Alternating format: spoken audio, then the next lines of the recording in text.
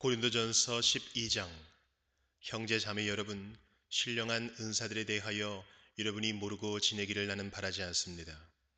알다시피 여러분이 이방 사람일 때에는 여러분은 이리저리 끄는 대로 말 못하는 우상에게로 끌려다녔습니다. 그러므로 나는 여러분에게 알려드립니다. 하나님의 영으로 말하는 사람은 아무도 예수는 저주를 받아라 하고 말할 수 없고, 또 성령을 힘입지 않고서는 아무도 예수는 주님이시다 하고 말할 수 없습니다. 은사는 여러 가지지만 그것을 주시는 분은 같은 성령이십니다. 섬기는 일은 여러 가지지만 섬김을 받으시는 분은 같은 주님이십니다. 일의 성과는 여러 가지지만 모든 사람에게서 모든 일을 하시는 분은 같은 하나님이십니다. 각 사람에게 성령을 나타내 주시는 것은 공동 이익을 위한 것입니다.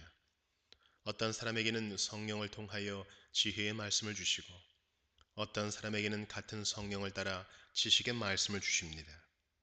어떤 사람에게는 같은 성령으로 믿음을 주시고, 어떤 사람에게는 같은 성령으로 병 고치는 은사를 주십니다.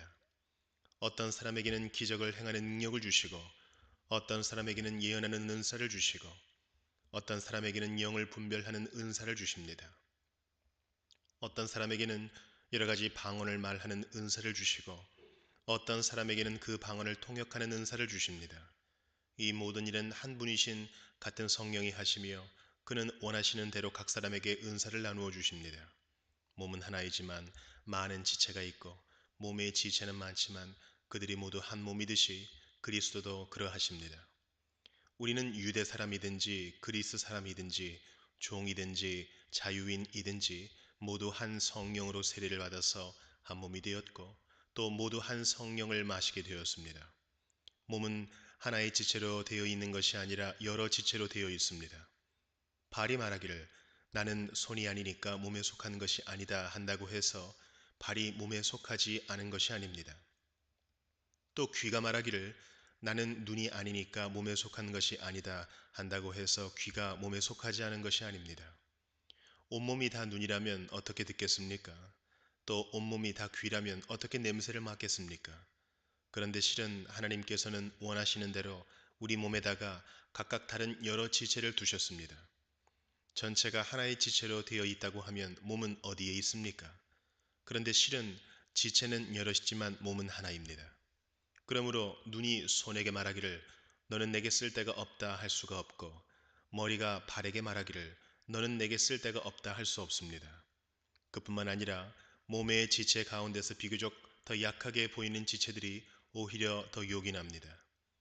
그리고 우리가 덜 명예스러운 것으로 여기는 지체들에게 더욱 풍성한 명예를 덧입히고, 볼품 없는 지체들을 더욱더 아름답게 꾸며줍니다. 그러나 아름다운 지체들은 그럴 필요가 없습니다.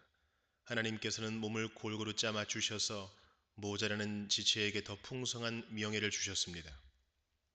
그래서 몸에 분열이 생기지 않게 하시고 지체들이 서로 같이 걱정하게 하셨습니다. 한 지체가 고통을 당하면 모든 지체가 함께 고통을 당합니다.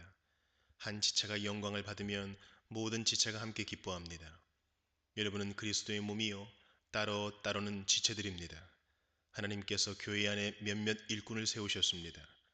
그들은 첫째는 사도요, 둘째는 예언자요, 셋째는 교사요, 다음은 기적을 행하는 사람이요, 다음은 병 고치는 은사를 받은 사람이요, 남을 도와주는 사람이요, 관리하는 사람이요, 여러 가지 방언으로 말하는 사람입니다. 그러니 모두가 사도이겠습니까? 모두가 예언자이겠습니까? 모두가 교사이겠습니까? 모두가 기적을 행하는 사람이겠습니까? 모두가 병 고치는 은사를 받은 사람이겠습니까? 모두가 방언으로 말하는 사람이겠습니까? 모두가 통역하는 사람이겠습니까? 그러나 여러분은 더 큰 은사를 열심히 구하십시오. 이제 내가 가장 좋은 길을 여러분에게 보여드리겠습니다.